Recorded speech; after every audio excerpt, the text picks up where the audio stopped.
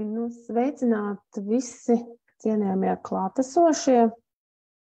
Tad šodien gribu teikt, mana tā iespēja Latvijas meža īpašnieku biedrības vārdā paziņot, ka ir sākusies jauna sezona uz izglītojošā satura veidošana tieši meža īpašniekiem, bet, protams, arī citiem interesantiem par dažādiem nozīmīgajiem mežsaimniecības jautājumiem šajā gadā.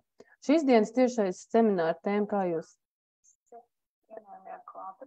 jūs redzat, meža certifikāciju, taču tiks organizēti arī citi webināri par šīm tēmām, kā tālizpēti un par identificētām koku sugām, bet vairāk sekojot līdzi meža īpašnieku biedrības mājaslapā. Tad no manas puses īsa informācija 2 par to, ka webināram būs šis tiek veidots ieraksts, kuru vēlāk publicēsim meža īpašnieku biedrības mājaslapā un YouTube, Facebook kontos, un savukārt jautājumu un atbildes jūs droši varat iesūtīt Tārzētavā čatā, bet to mēs organizēsim pēc šīs prezentācijas noprezentēšanu. Tad šodien webināra vadītājs mums ir Jānis Švirksts, tā kā vārds jums, es beigšu arī šērot.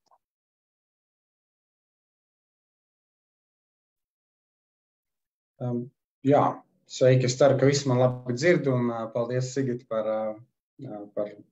kā saka, uzaicinājumu, jā, un tad es arī koplietošu savu ekrānu, un tad pāriešu uzreiz pie prezentācijas.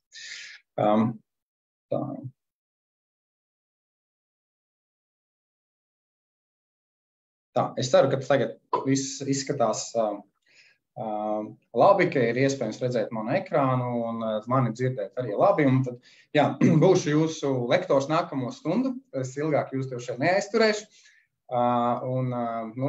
Labdien visiem tiem, kas klausās klātienē vai arī vēlāk skatīsies tātad ierakstu. Mana tēma meža certifikācija gana tāds varbūt birokratisks temats, jā, katrā gadījumā. Parasti, manuprāt, meža īpašnieki labprātāk klausās, jā, varbūt kaut ko par selekciju vai kā ko tam līdzīgi, bet tik un tā katrā ziņā certifikācija ļoti būtiska un būtiska tādā mērā, tāpēc, ka bez kaut kāda veida certifikācijas atzīmes Latvijas koksne vai koksnes produkti, cerams, ka ar augstu pievienoto vērtību īsti tā Eiropas vai pasaules tirgos nokļūt nevar. Un līdz ar to tā certifikācija ir nepieciešama un ir attiecināma kaut kādā veidā uz jebkuru meža īpašnieku, kurš vien pārdod savu koksni kaut vai arī vietējā tirgu. Ja. Un tātad vispār, kas ir certifikācija? Certifikācijas mērķis ir novērtēt atbilstību, ja, un šī atbilstība tiek vērtēta pret kaut kādu noteiktu standartu. Šodien mēs konkrēti parunāsim par 2 standartiem, kas ir FSC un PFC meža apsaimniekošanas standarti, ja tie 2 populārākie, kas ir, teiksim tā, mūsu platuma grādos un ne tikai un visā pasaulē. Otrs tādas certifikācijas mērķis ir veikt objektīvu to darbību izvērtējumu, tas tiek veikts jau audita laikā. Ja. Un visbiežāk certifikācija attiecas uz kaut kādu personas, ja tā vispār ir skatās objekta vai organizācijas kaut kādu pazīmi apstiprināšanu. Ja. Un kā jau mēs minējām, tad būtības tas notiek certifikācija atbilstoši standartam. Kā es minēju, tad ir tās 2 populārākās certifikācijas sistēmas, kas ir pieejama, var teikt, certifikācijas tirgu un pieejama meža apsaimniekotājiem vai tālāk pārstrādātājiem. Tās ir tātad meža uzraudzības padomes, jeb FSC un PFC certifikācijas sistēmas. Var uzreiz minēt, jā, ka šīs certifikācijas sistēmas pēc būtības ir savā starpā konkurējošas. Tie mērķi, uz ko viņi tiecās, ja ilgspējīga meža apsaimniekošana ir viens, līdzīgs, varētu teikt, šis mērķis, jā, bet tātad tas veids, kā tas tiek izdarīts, ir mazliet atšķirīgs. Ja? Bet katrā ziņā parunāšu par abām šīm certifikācijas sistēmām, pastāstīšu varbūt, kas viņām ir kopīgs, kas ir atšķirīgs, varbūt kas ir sagaidāms tuvākā vai tālākā nākotnē attiecībā uz šīm schēmām. Certifikācijas sistēmas, kā jūs šeit redzat, abas šīs organizācijas, tātad FSC un PFC, ir bezpeļņas organizācijas. Tā viņas sevi definē. Protams, ka tāpat par katru izsniegto certifikātu jau sanāk viņiem samaksāt kaut kādu naudiņu, kaut vai tā administratīvā visa aparāta uzturēšanai, bet tik un tā viņu pamatmērķis nav peļņas gūšana.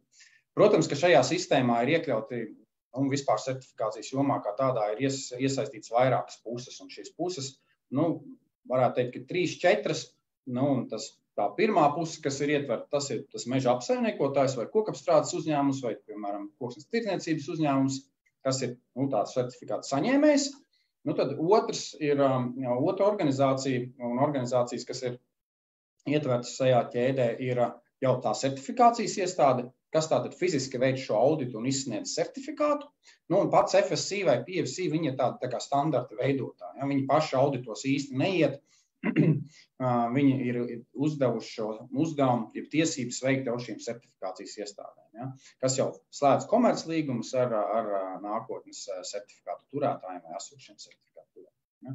Tā kā, tad, kad saka, ka būs audits, tad ne jau tas FSC vai PFC brauc, bet brauc jau auditoru kompānijas, kas strādā certifikācijas, tādas certifikācijas iestādes auditori jau fiziski tie, kas uzdod tos jautājumus tiem meža darbiniekiem vai uzņēmumu vadībai vai tam. Ja? Tā kā katrā ziņā organizācijām viņu mērķiem varat iepazīties šajās mājaslapās, kas ir uzrādīts šajā slaidā. Ja? Kādi tad ir certifikācijas veidi? Tad runājam, ka ir divas lielas certifikācijas sistēmas, FSC un PFC, bet pašas certifikācijas veidi arī dalās, varētu teikt, ka tādās 2-3 grupās. Pirmkārt, tie ir tātad meža apsaimniekošanas certifikāti. Tie ir vienīgais certifikāti, kas reāli iedod tirgū to saucamo certificēto koksni. Ja? Jo tālāk, jo pārstrādātāji, ja piegādes ķēdes certifikāti un ražotāji, kas arī ir piegādes ķēdes certifikācijas turētāji, viņi jau iepērk tātad mežā izaudzētu certificētu materiālu. Ja? Tā kā viņi nevar radīt kaut kur pa vidu to certificēto materiālu. Tad ir vajadzīgi tie certificētie meža īpašnieki, kā piemēram jūs vai valsts meža apsaimniekotāji vai privātie meža apsaimniekotāji, pašvaldību meža apsaimniekotāji, tad kuri fiziski izaudzē šo kociņu mežā, kuru pēc tam nocērtot, ja, tā tad var ražot jau kaut kādus koksnes produktus. Tā kā meža apsaimniekotāji, piegādes ķēde, tie ir tātad ražotāji un tirgotāji, kas jau piedalās tālākajā ķēdē jau līdz gala patērētājiem. Ja. Un tad ir gan meža apsaimniekotājiem, gan piegādes ķēdes certifikātu turētājiem ir iespēja apvienoties saucamajās certifikācijas grupās, tādējādi samazinot gan certifikācijas izmaksas vai arī kaut kādu administratīvo slodzi. Atkarībā no certifikācijas veida un uzņēmuma lieluma, tā popularitāte grupu certifikācija ir dažāda. Varētu teikt, ka Latvijā viņa nav sevišķi populāra, varbūt piegādes ķēdes jomā ir atsevišķi uzņēmumi, kas piedāvā šo certifikāciju grupā, bet attiecībā uz meža certifikāciju mums viņa nav pārāk attīstīta. Protams, ir uzņēmumi, kas to piedāvā, arī, piemēram, es ar saviem 12 hektāriem meža, kā privātais meža apsaimniekotājs, esam pievienojies apsaimniekošanas certifikācijas grupai, vienai no tām, kas valstī šo pakalpojumu piedāvā. Tas par certifikācijas veidiem. Kā izstās paši certifikāts? Mēģināšu varbūt kaut kā paslēpt vairāk šo te slānīti, kas man šitā droši vien būs vienkāršāk. Kā izstās paši certifikāti? Pats certifikāts ir viena, varbūt tur divas, varbūt vēl pāris lapas. Šeit labajā pusē es esmu no interneta dzīlēm atradis Rīgas mežu certifikātu, kas attiecās uz PFC meža apsaimniekošanas standartu. Ja? Tātad šeit ir izsniegts certifikāts, jūs redzat, ka tur ir rakstīts certifikāts, ir rakstīts uzņēmuma nosaukums, ir pateikts, pret kādu schēmu viņš ir novērtēts. Un kas ir būtiski, ja jūs vispār jebkāda veida certifikātus, vai meža apsaimniekošanas, vai piegādes ķēdes, vai pat vispār citas jomas certifikātus mūžā kādreiz apskatat, tad būtiski ir tas, ka tur ir akreditācijas zīme. Šajā gadījumā jūs varat redzēt, ka Latvijas akreditācijas birojas ir pārbaudot mūsu darbiņu, kā mēs to visu darām. Tad ir pašas certifikācijas sistēmas zīme, un kā arī, parasti ir kaut kāds paraksts, kas to certifikātu, apliecina. Ja? Tas ir uzņēmuma jau vadība. Bet tajā pašā laikā es varu teikt, ka, ja runā par FSC un PFC certifikātiem, tad tas papīra veidā izsniegtais dokuments nav nemaz tik būtisks, kā ir vienkārši publiskas datubāzes, kuras uztver pats FSC vai PFC, kurā šie certifikāti tiek publicēti. Ja?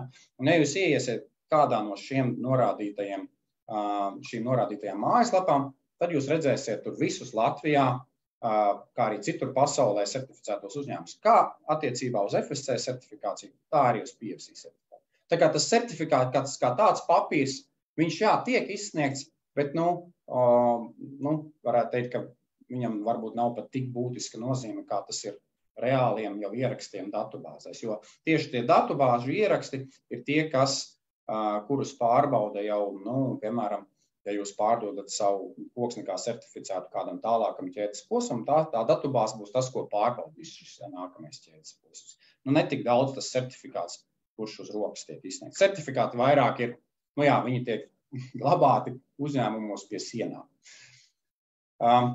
Tālāk, stāstot par FSCS certifikāciju, pastāstīšu pasaulē. Kā jūs redzat, tad šeit kaut kādi atskaites punkti tur rādās no 96. gada aptuveni. Tad certifikācija ir populāra, tad šeit redzat, ka 200 miljonu hektāri ir certificēti atbilstoši FSCS schēmai un 50 000 piegādes ķēdes certifikātu ir izsniegti. Jūs varat redzēt, ka šeit ir tāds tā kā kritums pēdējos gadu laikā, pēdējā gada laikā, pareizi sakot. Un mani šis kritums priecē. Kāpēc viņš man priecē? Tas nozīmē to, ka FSC un arī tālāk rādīšu arī PFC slaidus, ka viņi nepieļauj tirgot koksni no Krievijas un no Baltkrievijas, kā FSC vai PFC certificēt. Ja? Tātad šeit nav kaut kādas varbūt dubultas morāles, ja? Ņemot vērā to, kas notiek pasaulē un Ukrainā. Ja? Tāpēc ar to ir vērojams tas kritums. Un šeit ir tas, par ko es minēju. Bija gana daudz certifikāti. Tātad pirms kara Krievijā bija ap 1000 piegādes ķēdes certifikātiem izsniegti, kā arī bija certificēti vairāk kā 60 miljoni hektāru meža. Ja? Piemēram, ja salīdzina pret Latviju, tad Latvijā mums ir certificēta apmēram 1,2 miljonu hektāru meža. Tagad Krievija un Baltkrievija bija tādi lieli, tur bija daudz certificētas teritorijas. Baltkrievijā runā, ka bija certificēta arī 104% no certificētās, no meža teritorijas vispār pieejamās valstī. Tas tur tā var gadīties. Tad ir Baltkrievijas ietekmes certificētām platībām arī ka tā bija gana daudz, bija 10 miljonu certificētu hektāru, tur kaut kāda kļūda, un arī bija tuvu pie 300 piegādes ķēdes certifikātiem. Tā kā, ja mēs runājam par Latviju, tad Latvijā mēs esam pēdējos gadus diezgan stabili ar certificētajām platībām, no 2018. gada jau 17. faktiski mums ir certificēta mazliet vairāk kā 1 miljons, tad 1 250 000 hektāru aptuveni. Ko veido pārsvarā tad akcijas sabiedrības Latvijas valsts meži certificētās teritorijas. Šobrīd akcijas sabiedrība ir certificējusi pusi no sev piederošajiem reģioniem pret FSC meža apsaimniekošanas certifikātu. Kā arī Latvijā ir izsniegti, te jau 350 piegādes ķēdes certifikāti. Tātad ir tie uzņēmumi, kas nodarbojas ar koksnes tālāk pārstrādi vai tirdzniecību kādos no tālākiem ķēdes posmiem. Ja runā par PFC certifikāciju, tad PFC certifikācija pasaulē ir 291 miljonus hektārus certificēts, kamēr Krievija nebija uzsākusi savu iebrukumu Ukrainā, tad tur bija vairāk kā aptuveni kaut kā 330, ja nemaldos, miljonu hektāru. Tad arī ir kritums. Latvijā ir izsniegts 81 PFC piegādes ķēdes certifikāts un ir aptuveni 1,7 miljonu certificētās platības. Ja? Tātad akcijas sabiedrība Latvijas valsts meži ir certificējuši visus savus reģionus pēc PFC certificētās schēmas. Līdz ar to, šis skaitlis attiecībā uz mežu certificēto platību Latvijā ir augstāks, bet uz piegādes ķēdēm ir zemāks. Kāpēc viņš ir izskaidrojums ar zemāks? Ar to, ka līdz šim tā valdošā piegādes ķēžu sistēma valstī ir tomēr bijusi FSC sistēma, tas ir saistīts ar mūsu noietu tirgiem. Tāpēc, ka Skandināvija, Lielbritānija, Skandināvija papīrmalkas tirgus, viņi ir ieinteresēti iegādāties no mums FSC certificētu koksni, arī Lielbritānija ir līdz šim bijusi vienmēr ieinteresēta iegādāties FSC certificētu koksni. Ja. Protams, PFC certifikāti arī ir, bet, ja mēs redzam skaitlis tātad 81, pret 350, tad ir būtiska starpība, ka tomēr tā FSC certifikācija ir līdz šim bijusi pieprasītāka Latvijā nekā PFC. Ja. Bet uz certificētajām platībām teorētiski potenciālais certificētās koksnes apjoms lielāks uz doto brīdi ir PFC certifikācijā nekā FSC certifikācijā. Kāpēc tā ir? Es arī varbūt par to pastāstīšu, gan jau jūs esat gana jau ilgi šajā jomā strādājuši un atradušies, bet tad to es vēl kaut ko pastāstīšu par šo arī. Tagad es gribu pastāstīt pāris vārdos par pašiem standartiem. Tātad, ko mēs izrunājām līdz šim? Mēs izrunājām ir to, ka ir FSC un PFC sistēmas, tās divas populārākās. Mēs izrunājām to, ka auditus veids certifikācijas iestāde, viņa veids viņus vai nu pie meža apsaimniekotājiem, vai, piemēram, pie kokapstrādes vai tirdzniecības uzņēmuma. FSC un PFC paši veido standartus. Tātad viņi ir tieši atbildīgi par to, kas šajā standartā ir rakstīts. Un, ja runā par PFC meža apsaimniekošanas standartu struktūru, tad spēkā esošajai standarta redakcijai ir noteikti 6 kritēriji. Tās ir varētu viņus tā saukt par tādām standarta nodaļām. Protams, katrs no šiem kritērijiem sastāv no vairākām operatīvā līmeņa vadlīnijām un indikatoriem, un tur tādi visādi sarežģīti vārdi ir iekšā, bet pret kuriem tad īsti indikators ir tas, pret ko tieši auditors vērtē to atbilstību, bet tās lielās nodaļas ir 6. Un šis seminārs, kā es minēju, es jūs neaizturēšu ilgāk par stundu, es nestāstīšu par katru to kritēriju atsevišķi, bet tā pastāstīšu kopumā. Ja? Tātad pirmais ir par meža resursu pārvaldīšanu, tur par oglekli tiek arī runāts, tātad tiek aprēķināts, piemēram, kāds ir oglekļa uzkrājums mežaudzēs. Tad ir jautājumi, kas skar meža ekosistēmas veselību, vitalitāti, produktīvās funkcijas. Ar to saprotat, tātad standarts pieprasa par to, ka, piemēram, tiek aprēķināts ilgspējas koksnes iegūs apjoms, ja, un šis ir audita laikā arī viens no tādiem tematiem, kas tiek runāts ar auditoriem un iztirzāts un pārbaudīts. Ja. Tad ir bioloģiskās daudzveidības uzturēšana aizsardzība un citi sociāli ekonomiski jautājumi un nosacījumi uzturēšana. Ja. Kā piemēram var minēt, ka piemēram PFC meža apsaimniekošanas standarta šī brīža redakcija pēc būtības pieprasa to, ka ja jums ir kāda būtiska sociāla ietekme jūsu mežiem, piemēram, rekreatīvu nozīmi, tad jums būtu jāveido un jāuztur rekreācijas vietas. Ja. Runājot par FSC meža apsaimniekošanas standartu, tad viņam jau ir apstiprināta jauna redakcija. Šī redakcija ir izvērsusi tādu viedokļu jūru arī starp meža apsaimniekotājiem pārsvarā. Ja? Un standarts ir stājies spēkā jaunā versija no 15. jūlija. Gan ilgi mēs gājām uz to standarta versiju. Es atceros, kad es sāku strādāt certifikācijas jomā, tas bija 10 gadus atpakaļ, tad par to runāja. Tad pēc 10 gadiem mēs esam nonākuši par to, ka tiešām tāds jauns standarts ir apstiprināts.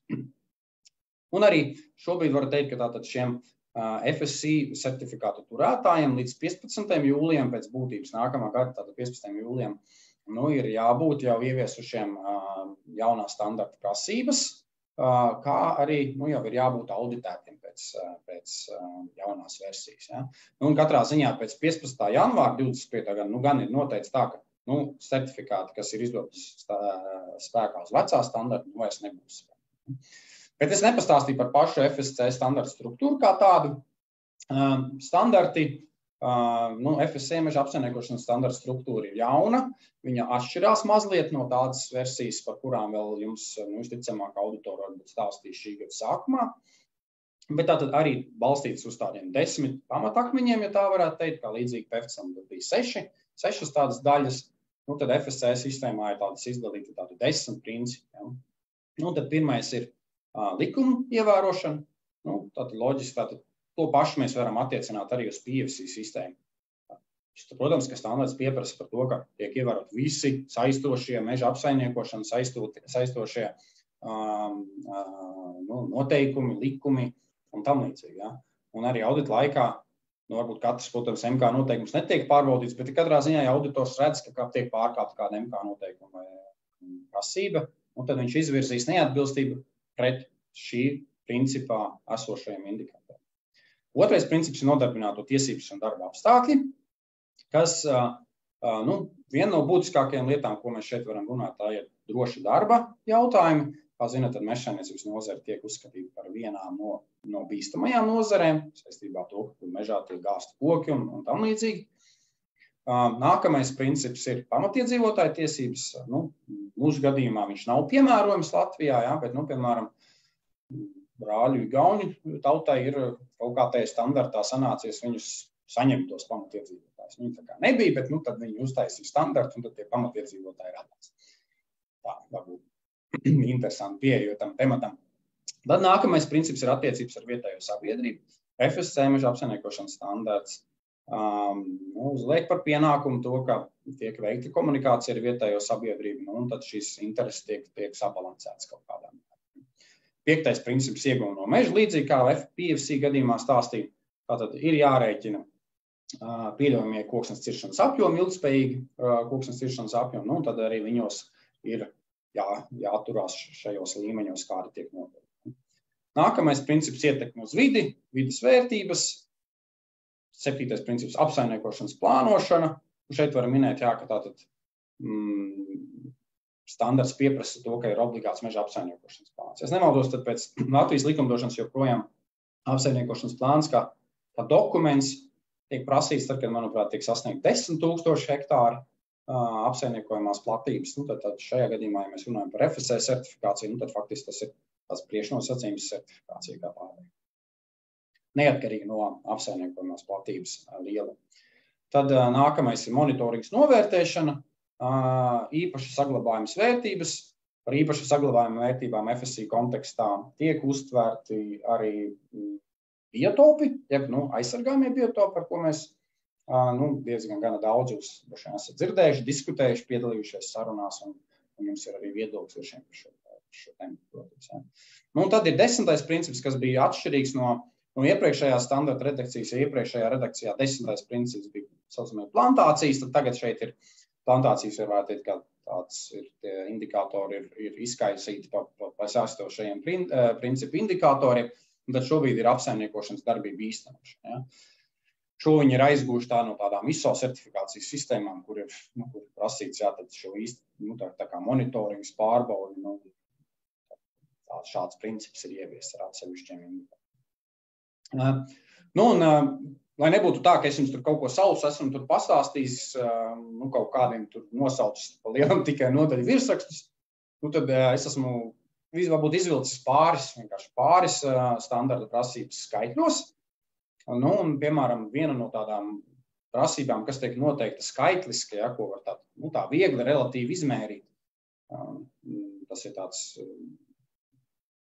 indikators, kas tiek kvantitatīvi noteikts, ne tikai kvalitatīvi, tad ir aizsargājamo teritoriju tīkla elementi veido vismaz 10% no aizsargājamās teritorijas platības. Tad, ko tas nozīmē, tas ir kopējot standarta tekstu ietverts, tas, ka faktiski 10% ir jāizņem ārā no saimnieciskās darbības, ja mēs tā varam. Tātad to pieprasa FSC certifikācija. Piemēram, 10 ekoloģiskie koki. Jūs zināt, likumdošanā 5 ekoloģiskie koki. Tātad arī ir FSC prasība. Ja jūs brauksiet pa mežu un, piemēram, redzēsiet izcirtumu, un tur būs palielināts ekoloģisko koku skaits, iespējams, ka viņiem ir FSC certifikācija. Iespējams, ka uzņēmums pats ir izdomājis vai apsaimniekot. Tad tur ir tāda prasība 5 atmiruši stumbri vai to daļas uz hektāru. Uz ekoloģiskiem kokiem arī attiecināms 10 ekoloģiskie koki, protams, ir uz hektāru. 5 atmiruši stumbri vai to daļas indikātorā arī uzrakstīts. Man šeit likumdošanā mums līdzīgās. Tad ir ciršanas tāmes 5 un 10 gadu periods, gan FSC, gan PSC certifikācija par to runā, un arī transformācijas par transforējumu saprotot tātad meža zemi uz nemeža zemi. Tātad transformācija ne vairāk kā 5% apmērā visas certificētās platības. Tas īsti nav tāds Latvijas gadījums. Protams, mums ir Rail Baltics tiek būvēts, un tad kaut kādas teritorijas tiek transformētas, un varbūt, protams, arī citi iemesli. Bet, tā gribēju jums parādīt, kaut kādas indikātoru prasības, kuras tiek noteiktas skaitliski, un šeit ir pāris no viņiem. Ja mēs gribētu tā dziļāk izrunāt un detalizētāk izrunāt visas tās standarta prasības, tad mums būtu jāvērto kaut kāds konkrēts seminārs, par kurām mēs tur veltītu varbūt kaut kāds 3-4 stundas, lai izietu cauri katram standarta indikātoram, iespējams arī ar kādiem piemēriem. Bet, tā īsumā būšu jums par to pastāstījis. Es vēl apsolīju jums stāstīt arī par kopēju un atšķirīgo starp FSI un PFC certifikācijas sistēmu. Šis ir tāds subjektīvs vērtējums manā izpratnē. Gan ilgi esmu strādājis par auditoru, šobrīd gan auditors faktiski vairs ne, varbūt tikai vērtēju auditors citus, kas uztur kvalifikāciju vai vēlas kļūt par auditoriem. Bet kopējais FSI un PFC ir veicina ilgspējīgu meža apsaimniekošanu. Es rādīju gan šo nevalstisko organizāciju mērķus, gan jūs redzējāt tur standarta struktūru kā tādu, skaidrs, ka tātad mērķis veicināt ilgspējīgu meža apsaimniekošanu. To mēs domāju, ka kurš, kas klausīsies, mani tam piekritīs. Tad otrs ir startautiski atzīti certifikāti, gan FSI, gan PFC ir startautiski atzīti certifikāti visā pasaulē. Protams, ka var atšķirties viņu pieprasījums kādā no valstīm vai kādam no klientiem, kā jūs to vēlaties pārdot. Piemēram, IKEA vēlas tikai FSC certificētu produkciju. Ja? Neesmu dzirdējis, ka viņi tagad iepirktu PFC certificētu produkciju. Vēl kas ir kopējs ikgadēja auditi. Katra certifikācijas sistēma pieprasa to, ka šeit tātad tiek veikti auditi, lai šo certifikātu uzturētu. Tas nav tāds vienreizējs pasākums. Un tas pirmais audits parasti ir arī tas vieglākais, tāpēc, ka īsti jau nav tā atskaites perioda, ko tad varētu pārbaudīt. Pirmajā uzraudzības auditā tad parasti ir visvairāk tā darba, tāpēc, ka uzņēmums ir nesen vai īpašnieks sācis certificēties, un pēc tam jau, kamēr viņš, teiksim, tā pierod pie šīm standarta prasībām, saprot, kā īsti kaut kāda kalibrācijas lietas un pār. Ja? Bet tad katrs no viņiem pieprasa par to, ka ir ikgadējs audits. Ja gadījumā jūs esat pievienojies grupas certifikātam, tad, protams, var būt tā, ka ikgadēji pie jums neatbrauc. Ja? Bet pie grupas vadītāja un pie kaut kādas izvēlētas paraugu kopas no grupas biedriem gan noteikti, ka aizbrauks auditors. Un tad varbūt tāds viens kopējs jautājums, ko es arī tā ienāca prātā, ir, protams, drošs darbs un vides aizsardzības jautājumi. Katrā ziņā ministru kabineta noteikumu izpildu, ko mēs runājam, tā ir noteikti obligāta prasība jebkuram no šiem standartiem. Un nav jau tā, ka Latvija ir kaut kāda tur, trešās pasaules valsts, kurā nav ministru kabineta noteikumu vai likumdošanas bāzi. Mums jau ļoti daudz, kas ir definēts likumos, ministru kabineta noteikumos un tam līdzīgi. Un līdz ar to daudzu standarta indikātorus, kas tiek uzdoti tādā, teiksim, tā startautiskā līmenī, mēs jau izpildam dabiski, vienkārši pildot ministru kabineta noteikumu prasības. Jo mums ir jāņem ciršanas apliecinājumi, mums ir obligāti jāatjauno mūsu meži, mums ir noteikti kopšanas kritēriji, mums ir noteikti ciršanas vecums, ja? Lielos uzņēmumos tiek noteikts arī ciršanas tāmas. Tā kā, šeit mēs runājam, tad ministru kabineta noteikumu izpildu, protams, ka prasa kurš no šiem standartiem. Un tad parunāsim mazliet par atšķirīgo FSI un PFC vidē. Es teiktu, ka pirmais, kas nāca prātā, ir īpaši ņemot vērā to, ka ir divi jauni standarti sagaidām, kā es minēju, FSC standarts jau apstiprināts, PFC standarts tuvākajā laikā tiks apstiprināts, var jau būt, ka jau ir, es varbūt tikai par to vēl nezinu, bet tātad ir PFC ir augstāka standarta lokalizācija. Ko es ar šiem 4 vārdiem gribēju pateikt? Ar šiem 4 vārdiem es gribēju pateikt to, ka šobrīd PFC meža apsaimniekošanas standarts varētu teikt, ka ir uzrakstīts Latvijā, priekš Latvijas, bet par FSC certifikācijas standartu ir tā, ka tur bija darba grupa, tā darba grupa dažādu tur apsvērumu dēļ izjuka, un līdz ar to tas FSC standarts nav īsti uzrakstīts Latvijā. Tur varbūt ir piesaistīts kāds konsultants, ja, bet mēs nevaram teikt, ka viņš ir uzrakstīts Latvijā standarts. Tad ir neapšaubām ir tas, ka starptautiskās vides organizācijas biežāk lobē, jeb atbalsta FSC certifikāciju nekā PFC certifikāciju. To es domāju, visi, kas ir saskārušies, piekritīs. Tad tas, kas ir būtiski, ir akreditācijas. Es jums teicu, ka uz katra certifikāta ir kaut kāda akreditācijas zīme parasti jābūt. Un šeit ir arī ļoti būtiska atšķirība. FSC akreditācija, jeb tiesības certifikācijas iestādē veikt auditus un izsniegt certifikātus veids viena organizācija, kamēr PFC to veids tādā lokālā līmenī. Jo vienkārši parasti runājot tā, ka katrā valstī ir viena nacionālā akreditācijas iestāde, ko nosaka likums, un šajā gadījumā arī Latvijā izsniegtiem PFC certifikātiem visbiežāk ir tieši Latvijas akreditācijas biroja akreditēti certifikāti. Ja? Kamēr FSC ir viena organizācija visā pasaulē, kas dod šīs tiesības. Kas, protams, arī varētu teikt, regulē šo krietni lielā mērā.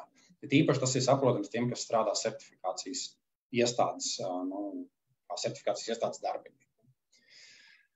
Šobrīd, ko es jau minēju, FSC šobrīd pieprasītāks Latvijas eksporta tirgos nekā PSC certifikāts. Par to liecina piegādes ķēžu skaits. Tātad 81 pret aptuveni 350. Teiktu, ka ir atšķirīga arī pieeja aizsardzības teritoriju tīklu veidošanā. Līdz šim ir bijis tā, ka PSC sistēmā vairāk tas ir bijis tāds īpašnieka pamatots lēmums un auditora izskatīts lēmums par to, kuras teritorijas tieši uzņēmums vēlas aizsargāt. Ir ieviest indikātori par to, kāda ir uzņēmuma apsaimniekojamo īpašumu vecuma struktūra, tātad mežaudžu vecuma struktūra, ko PSC analizē. Kamēr FSC līmenī vairāk ir pateicis, ka konkrēta veida teritorijas ir neaizskarams vai ir aizskarams tikai tādā veidā, kas nemazina, piemēram, kaut kādu aizsargājumu vērtību. Praksē par to visvairāk tiek runāts tieši biotopu sakarā. Tātad tur FSC sistēma īsti nepieļauj biotopu izstrādi. Tad vēl ir viena tāda būtiska, kas iespējams ir pat visbūtiskākā, es esmu minējis, varbūt kā sestoja šeit, bet iespējams, ka pat ir visbūtiskākā, ir interesēto pušu klasifikācija un iesaisti. FSC vidē visas interesētās puses, kas piedalās īpašu standartu veidošanā, pa lielam tiek dalīts 3 daļās. Tiek dalīts, jūs esat šeit dzirdējuši, tur vides, sociālie, ekonomiskie. Arī, ja tiek ir kaut kāda FSC vietējā pārstāvniecība, tad tie biedri tiek dalīti tādās 3 krāsās. Tad attiecībā uz PSC viņi tā neklasificē gluži 3, viņiem tur ir atsevišķi, tur, piemēram, universitātes atsevišķi tiek izdalīts. Vides NVO, nevalstiskās organizācijas tiek atsevišķi izdalīts. Certifikācijas iestādes kā tādas un tam līdz. Līdz ar to tad varētu teikt, ka FSC ir vieglāk ietekmēt FSC interesētajām pusēm ir vieglāk ietekmēt iespējams šos apsaimniekošanas lēmumus nekā tas ir PSC sistēma. Protams, katra valsts var būt atšķirīga. Neesmu veicis auditus visā pasaulē, esmu veicis vairākās valstīs, bet nemācīšu runāt par visu pasauli. Tas, kā mums Latvijā tiek organizēti jautājumi, vienojums, katram ir savs viedoklis. Tagad izstāstītu teorētiski, kādi tur ir standarti, kādas tur var būt vienojošās lietas, atšķirīgās lietas, bet tagad es jums pastāstīšu par pašu procesu. Tātad varbūt pēc šī semināra jums ienāks prātā, man vajag certificēties.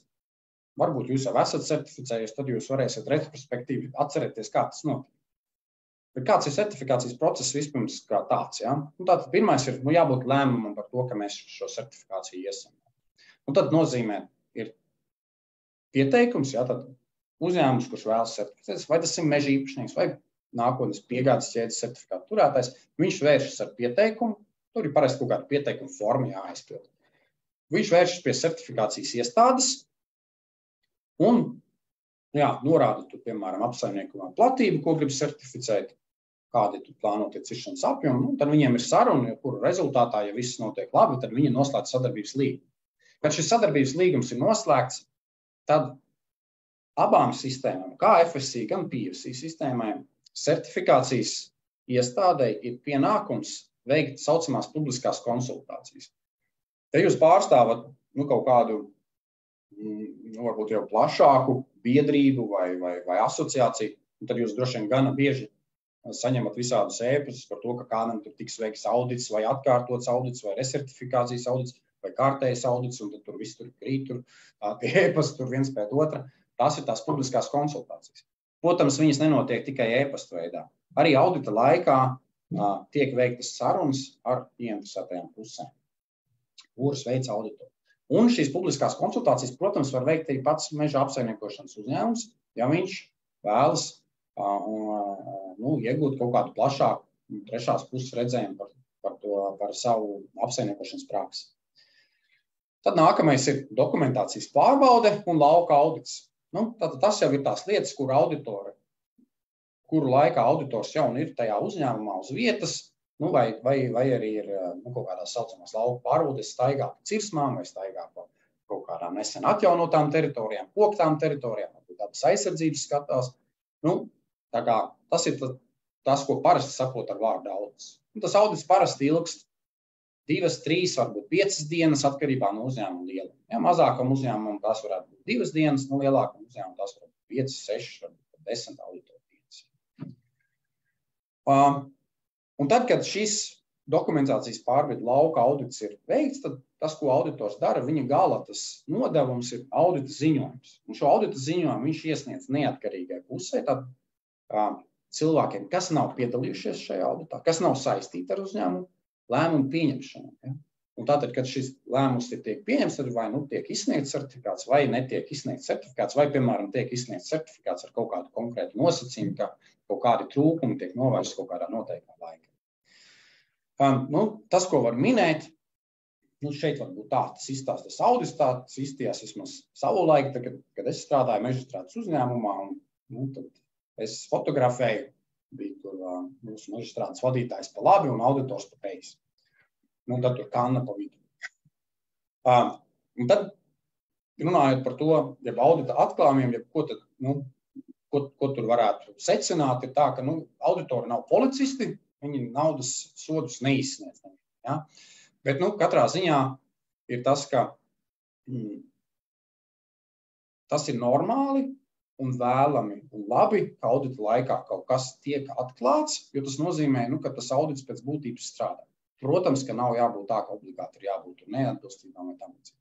Bet pa lielam atklājumi tiek dalīti 3 daļās. Pirmais ir novērojumi. Uz novērojumu nav jādara.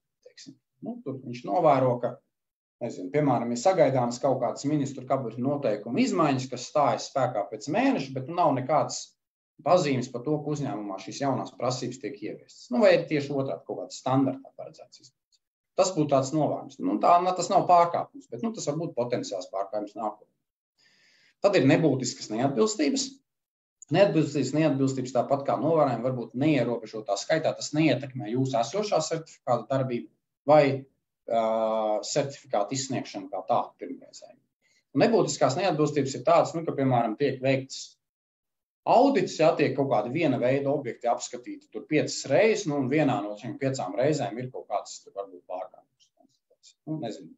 Piemēram, nepareizi ekoloģisko koku izvēle. Ar nepareizi saprotot to, ka viņi neatbilst ekoloģisko koku kritērijiem, kā tādi ir noteikti, ka tie tur ir vismaz valdošās tur koku sugas, izmēra koki, un tam līdzīgi.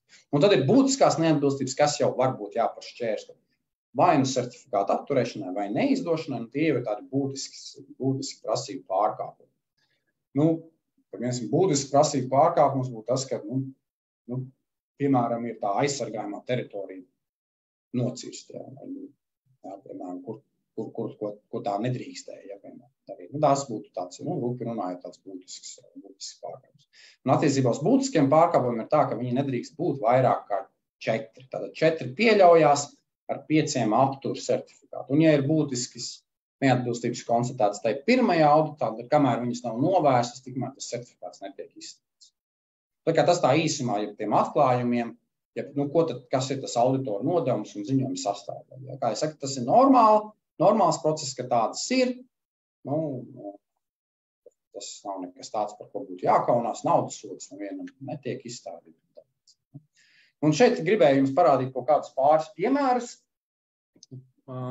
Bildes tur gana vecas jau, bet, piemēram, piemērs pa kreisi ir jūs redzat tur fonā, tur ir redzami koki, tādi nepārāk resni vai kādi, bet tāda tur tiek veikta kailcirte, un tā vēl arī ir ietilpstošā teritorija, tad jūs aptuveni redzēsiet, cik ir liela tie valdaudzes koki, un šeit ir jautājums par ekoloģisko koku izvēli. Un te tur arī tāds interesanti, ka bija uzrakstīts eko, tā kā nosvītrots, un tad beigās tas koks novest. Ja? Tā kā tas visticamāk var būt par pārkāpumu. Protams, viņš jāskatās ir kontekstā, nevis šitāda viena bilde pati, bet ir jāskatās kontekstā. Tad pieņemsim tādu runājumu, ekoloģisko koku izvēli. Piemēram. Ja mēs skatāmies piemēru pa labi, tad mēs redzam, tur ir kaut kāds līzdes koks. Ja tā būtu, piemēram, FSC vai PFC certificēta cirsma, tad visticamāk būtu jāzina, kas tā ir pa sugu. Vai, piemēram, tā ir suga, kurai ir veidojami mikroliegumi, kuriem ir iespējams veidot mikroliegumus, vai kurām nav iespējams veidot mikroliegumus. un katrā ziņā parasti ir tie 10-15 metri kā tādi jāatstāv ap likstu koku. Ja. Nu, šeit jautājums, vai tur tā liksta tik identificēt vai ne. Protams, arī pati bilde pati par sevi neko neizsaka, tas ir jāvēr kontekstā. Kreisā puse, vēl viens piemērs ir tāds uzņēmumi, kas parasti iet pirmo reizi uz certifikāciju, ir tāds klasisks pārkāpums par mežmalām. FSC certifikācija, piemēram, paredz to, ka mežmala ir jāsaglabā neskarta, teiksim tā, ja? vai neskarta tādā apmērā, ka viņa nekaitē meža atjaunošanu, ja? Un arī ir vēlams arī koncentrēt ekoloģisko koku grupas, iespējams tieši mežmalā. Ja? Un šajā gadījumā tur jūs redzēsiet tādu mazu sarkanu punktiņu, tā kā vēl cirsmas izstrādes sākumā, tā kā būtu rekomendācija arī veikt šo ekoloģisko koku grupu veidot kaut kādā citā vietā, nekā viņi ir veidot. Bet arī, protams, jāskatās kontekstā. Attiecībā pa labi, tur ir konkrēti prasība, tātad tur ir melnaukšņu staigenājs, kas ir izstrādāts, ko FSC certifikācija tajā konkrētajā gadījumā nav jāuzliek. Tas ir konstatējums kā pārkāpums būtisks. Bet šajā gadījumā tas bija starp citu kontrolētās koksnes. Kreisā puse vēl viens tur piemērs varbūt par mežmalu. Tātad redzat, tur mežmalu faktiski notīrīt līdz pašam grāvim. Certifikācijā tur būtu diskusijas par to, kāpēc tas tiek darīts, varbūt arī tiek prasīts, kāds ir plānotais atjaunošanas veids. Un tad ir arī tāda diezgan klasiska neatbilstība tajā gadījumā, kad ir runa par mežstrādi ar benzīna motorzāģiem, tad tur parasti jautājums ir ne tik daudz, varbūt, vai būs pārkāpumi, bet kad viņi būs, vai pie kādas parākopas būs. Jā, bet, tas ir tāda mazāka problēma, krietni tad, ja mašinizēta mežstrāde, bet ja runā par mežstrādi ar rokām, tad šeit jūs redzat, piemēram, nepareizi veidot aizāģi, kas var pēc tam var novest pie kaut kādiem, pirmkārt, tas ir droši darba prasība pārkāpums, otrkārt, var būt arī pēc tam negadījumi. Ja? Tā kā, tās var būt tādi piemēri, bildes, tikai parādīja, tur var būt 6 kaut kāds piemērs, protams, ka viņas, ja mums būtu vairāk laika, mēs varētu iztirstāt krietni vairāk arī pēc tam. Un tad, ko sagaidīt nākotnē? Ja? Viens ir tas, ka certifikācija kā tāda, viņa pēc būtības ir uztverama kā licence pārdot produkciju pasaules tirgos. Ja? Tā kā, lai arī kā mēs tur diskutētu, tur, protams, ka ir gana daudz viedokļu, kas saka, tur FSC certifikācija vai PSC vispār nav nekāda jēga, tas tur viss ir naudas iegūšanas veids, certifikācijas iestādēm un visām citām organizācijām un tam līdzīgi. Tāds viedoklis pastāv, bet katrā ziņā, ja mēs tā abstrahējamies uz to lietu tā ļoti objektīvi skatoties un pragmatiski, tad certifikācija tas ir vienkārši priekšnosacījums produkcijas realizācijai pasaules tirgos. Ja? Jums tas patīk vai nepatīk, ja? Bet tāda ir tā pasaules kārtība. Otrs ir, ko jau minēju, tad ir sagaidāms jauns PFC meža apsaimniekošanas standarts, kā jau arī minēja, tātad FSC jau ir pat kā jauns standarts apstiprināts ar jūliju vidu. Tad varu minēt vēl arī to, ka ir atbilstība RED direktīvas prasībām tāda aktualizācijas lieta. Šobrīd meža apsaimniekošanas standarti nenodrošina tāda automātiska atbilstība RED direktīvas prasībām. Kas ir RED direktīva? RED direktīva ir atjaunojamo energoresursu direktīva, kas faktiski uzdod gan kā mūsu pašu, teiksim tā, siltumenerģijas ražotājiem, elektroenerģijas ražotājiem, kā arī tad, ja mēs eksportējam šo energo koksni, ir izpildīt šīs direktīvas prasības. Un viens no šīs direktīvas nosacījumiem ir tāda ilgspējīgi iegūt biomateriāls, kas tiek dedzināts pēc tam, lai iegūtu enerģiju. Un šī atbilstība RED direktīvas prasībām. Tas nozīmē to, ka jau šobrīd, un tā jau tas bija arī iepriekš, tagad šī certifikācija tā īsti visvairāk attiecās tieši, piemēram, uz zāļu materiāliem vai uz papīra malku, varbūt tik daudz neattiecās uz to, ko mēs tieši kurinam, bet šī direktīva attiecās arī uz jebkuru, vai skar jebkuru meža apsaimniekotāju. Ja es, piemēram, pārdošu kaut kādu savu cirsmu, tas mani automātiski skars, kāds visticamāk tajā cirsmā kaut ko pārbaudīs. Jo Ja jūs redzējāt 350 piegādes ķēdes certifikātu turētāji, ja? Viņi iepērk kaut kādā veidā vismaz pārbaudītu vai certificētu materiālu. Tā kā par to jūs par to direktīvu dzirdēsiet, es pieļauju, ka aizvien varbūt vairāk un vairāk. Būs kaut kāds, iespējams, kaut kādas pašdeklarācijas jāparaksta vai kaut ko tam līdzīgi. Jums prasīs šie uzņēmumi, kas nodarbojas ar meža strādi. Tad ir ceturtais tāds jautājums, ir par to FSC standartu, kā minēju, ir diskusijas un ir diskusijas arī par to, vai piemēram, valsts mežs turpinās šo certifikāciju pēc FSC standarta. Tas, protams, ir viņu pašu varā noteikti, ko viņi darīs, bet FSC standartu ir vairāk indikātori, kas vieš bažas par to, ka vai viņi ir neskaidri uzrakstīti, teiksim, tā šīs definīcijas augstvērtīgo mežu sakarā, būtu arī, manuprāt, jāpilnveido, kā arī ir atsevišķi indikātori, kas var apturēt masveidā mežstrādes veikšanu kā tādu. Ja. Protams, jo lielāks ir meža apsaimniekotājs, jo viņam vairāk ir augstvērtīga meža teritorija, jo šis risks ir lielāks. Ja. Uzņēmumam, kuram varbūt ir ļoti zema vecuma struktūra, tad daudz jauna mežu un nav daudz tādu bioloģiski bagātu mežu, protams, šī standarta prasības vienmēr būs izpildīt vienkāršāk. Ja. Tā ir tā realitāte. Ja, jo, kā jūs redzējāt šajā vienā no indikatoriem, tātad, man šķiet, ka šeit bija ielicis, aizsargāmo teritoriju tīkla elementi veido tātad vismaz 10% no saviem teritorijas. Tur nav rakstīts 10%, tur rakstīts 10%, vismaz 10%. Tā kā tā FSC nākotnē Polija arī ir gājusi iet ceļu to, ka diemžēl, nav bijis iespēja panākt šo vienošanos, un izstāsta, ka viņi atsakās no FSC certifikāta. Tā kā redzēsim, kas notiks mūsu pašu valstī, redzēsim, kas notiks Igaunijā, jo Igaunijā arī ir daudz indikācijas standarts, vienkārši vēl nav pieņemts spēkā. Kā redzēsim, kā tas viss attīstīsies,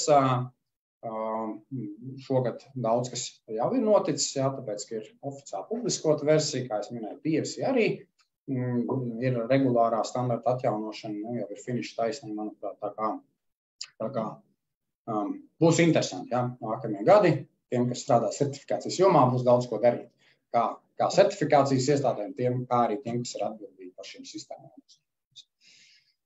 Tā kā tas īsumā no manis viss. Es ceru, ka jums bija kaut ko ieguvāt, ka neatkārtojos, ka varbūt ka bija vērtīgi. Ja? Tā kā tagad es saprotu, mums būs kaut kāds pāris minūtes jautājumiem, tā kā droši varat viņus uzdot. Es centīšos atbildēt, ja nevarēšu atbildēt, tad sazinošos pēc tam individuāli. Paldies! Jā, paldies, Jāni. Kamēr pārējie vēl domā raksta, tad čatā ir 2 jautājumi. Tad, ja tu redzi vai neredzi, vari atkarīties un atbildēt. Jā. Kā vērtēt CO2 uzkrājumu meža certifikācijas sistēmu ietvaros? Šobrīd pēc esošās PFC standarta versijas ir tā, ka CO2 uzkrājumu vērtē pēc meža audzē esošās, tur tātad tiek definēta valdošā koku suga un jau iepriekš definētā tādā tabuliņā ir jāievada iekšā dati par konkrētās koku suga, vidējais vecums un platība tiek vadīta, un tad viņš kaut kādu algoritmu izmantojot šo aprēķinu veids. Ja. To es varu pateikt par PFC sistēmu. FSC sistēmā par oglekļa tādas kalkulācijas īsti veiktas netiek. Ja, tāpēc arī ir, ja runājam par tādiem atjaunojumiem energoresursiem, tad šobrīd ir tā, ka ir citas schēmas, kā ISCC, piemēram, un šūr sistēma, kas ir ieviesuši šīs kalkulācijas aprēķinus jau piegādes ķēdes līmenī, bet tādā meža līmenī viņi šobrīd mums īsti nenoklājas. Es ceru, ka es atbildēju uz jautājumu. Kā auditēšanas procesē konstatē un atzīst īpaši aizsargāmās dabas vērtības un to esamību meža īpašumā. Pirmais, no kā vajadzētu iziet, ir tas, ka ir standartā ir jau definēts, kas būtu saprotams kā īpaši aizsargājuma teritorija standarta izpratnē. Tad jau, ja tur, piemēram, ir uzrakstīts Eiropas Savienības nozīmes biotopi, tad mums ir kaut kāda datu bāze Ozols, piemēram, kurā jau viņi ir pateikti. Tā kā tas ir viens no tiem veidiem, protams, varbūt arī unikāli teritorija apmeklējumi no ekspertu puses, vai arī tās var būt, piemēram, konsultācijas ar ieinteresētajām pusēm, un tad viņi pasaka, jā, piemēram, ja jūs iesūtat to savu apsaimniekoto teritoriju, teiksim, tā kadastra vienības vai kvartāls nogabals, ka viņi arī var, piemēram, uz kaut ko rekomendēt. Tā kā es teiktu, ka tās izajošie dati pirmkārt būtu definīcija, kas standartā ir pateikts, un tad jau ir tie veidi, vai nu ir kaut kādi publiski jau pieejama informācija, ka šādas teritorijas ir novērtētas, otrs ir tas, ka jūs paši piesaistat ekspertus, un trešais ir, piemēram, ka jūs veicat kaut kādas intervijas ar ieinteresētām pusēm. Jo, piemēram, uz tādām rekreācijas teritorijām, ja gadījumā jums tur pieder meža īpašums ezera malā, un vietēji iedzīvotāji ļoti iecienījuši tur var atpūsties, tad jo visticamāk jūs neredzēsiet kaut kādā publiskā datubāzē, bet to jūs, piemēram, varat noteikt konsultējoties ar šīm interesēm. Labi, paldies tev. Jautājumu ir čatā vairāk nav, bet es teikšu paldies, Jāni, par šodienas prezentāciju, meža certifikāciju un arī klausītājiem. Ja kas, tad mēs tiekamies citos webināros. Jā, paldies! Uz redzēšanos! Uz redzēšanos!